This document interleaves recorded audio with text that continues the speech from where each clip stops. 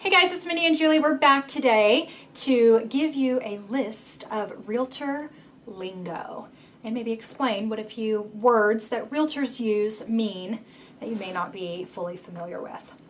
First of all, let's start with realtor. Yeah, it's the easiest. Did you know that all real estate agents are not realtors? It takes a special commitment and education and a number of different things to actually be a realtor. One of which is being a member of the National Association of Realtors. In that, you have to agree specifically to some very stringent ethics rules. That's the main difference between just a real estate agent and a licensed realtor. So, pick a realtor always, not just a real estate agent. Perfect. The next thing on our list is the MLS. You will start hearing this a lot as soon as you start working with your realtor. It's one of the first things that flies out of their mouth is MLS. It stands for Multiple Listing Service, and that is where we input all our information as a community of realtors for us to give that information out to the public. So when you are searching for a home, you are going to want a realtor to help you so that you can get the most up-to-date information from the MLS. Another word that you might hear from a realtor is listing. What the word listing means is that a property is for sale and it is listed with a particular real estate agent or realtor. In doing a listing as a realtor, you might also hear the word CMA. So if I'm doing a listing for you, getting ready to sell your house for you, I'm going to do a comparative market analysis. And that's what CMA stands for. That means that I'm going to pull all of the sold and active properties that are in your neighborhood and compare them to your house to sort of determine what a range should be for a sale price for your house. Once you start to look at listings on the MLS, you will, there's a lot of different verbiage and terms in there that we might use or that we might shorthand, might type it out in an email. When we use something like 4B/2B, that stands for 4-bedroom, 2-bath. It can say 4B, 2B, 2C, right? So 4-bed, 2-bath, 2-car. So typically when a realtor is relaying information as far as number of bedrooms, bathrooms, and garage. One of the words specifically in a contract that you might see is fixtures. And fixtures are referring to any items in the house that you're looking at that are literally attached to the house. So for example, if there is a bookcase on the side of a fireplace, if it is not attached to the wall, it is not considered a fixture. If it is, if it's a built-in bookcase, that is considered a fixture because it is a permanent attachment to the house. We also use a lot of acronyms throughout this industry. So one of those is HOA. That stands for Homeowners Association. It's an organization that is in charge of enforcing the covenants in the particular neighborhood that you're buying your house in. When you're ready to buy a house, the word that we're going to talk about a lot is offer. We're going to make an offer on a particular property. And that basically means that we're submitting to the seller the price that you want to pay and all of the information that would be found in a contract that you are offering. An offer is just a submission of your idea of what the terms of the contract should be. So offer is not the same thing as a contract, and we will say that probably a lot. An offer becomes a contract when all parties have fully executed or signed the original document. Yeah, and same token for counter offer. So if we submit an offer on a property that you want to buy and the seller does not accept it, but instead they send us a counter offer, that just means that they are changing some of the terms that we initially offered to bring back so that you have the option to review the terms that they suggest. Contingency. In the offer, we might refer to some contingencies.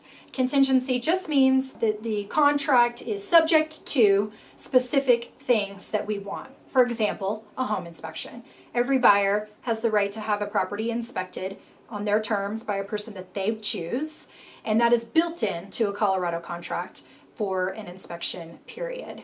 So that any Colorado contract, unless you specifically take it out, will be contingent upon a home inspection. Before you choose to submit an offer on a home, your realtor will do a little bit of research for you to determine or help you determine the value of the home and what you want to offer on it. What they're going to do is they're going to pull what's called, or what we call, comps. Really what that is they're pulling comparable homes in your neighborhood that have sold within the past 6 months typically. So that gives us a good idea of the value of the home and where it should be priced.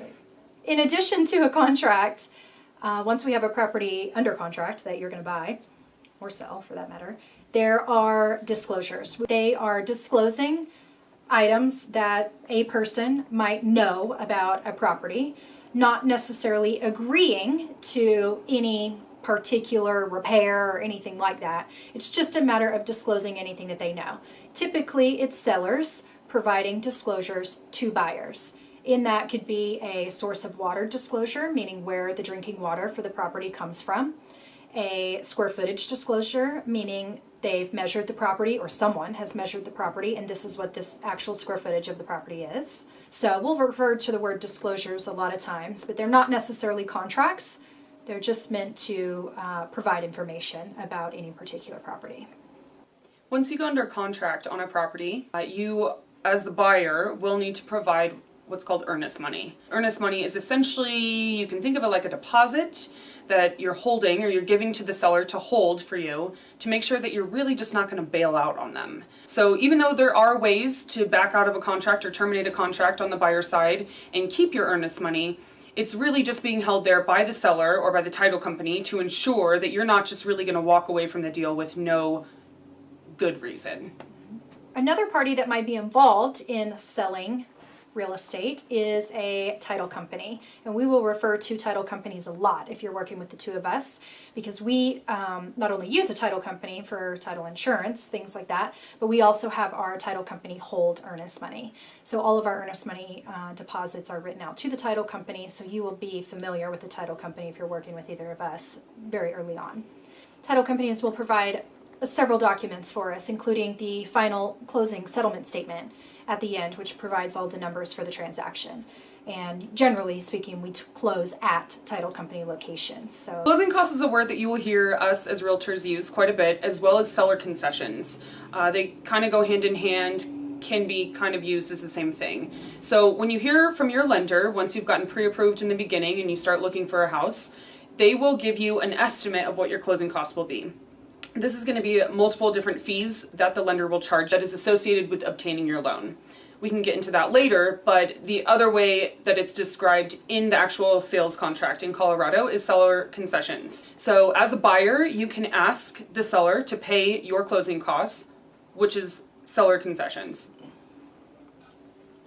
Another thing we might mention, see, that changes everything. I feel like this helps. When you put that microphone in front of me, You have to. I'm on. You're on the mic. We're on. We're live. Live on the mic. Also, another term that you might hear from us in the latter stages of contract, just before closing, is a final walk through. We will suggest that we visit the property one more time, but right before closing, either the morning of or day after. Are we using the mic? Yeah, I think it's funny. Just on this last one.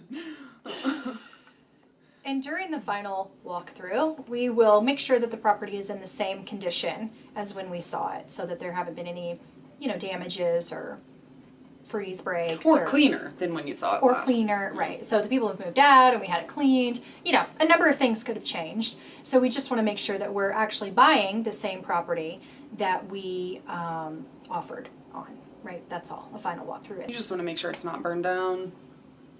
You want to... Say it in the mic. You just want to make sure it's not burned down. P.S. That has happened to us before. We had a property under contract and it burned down.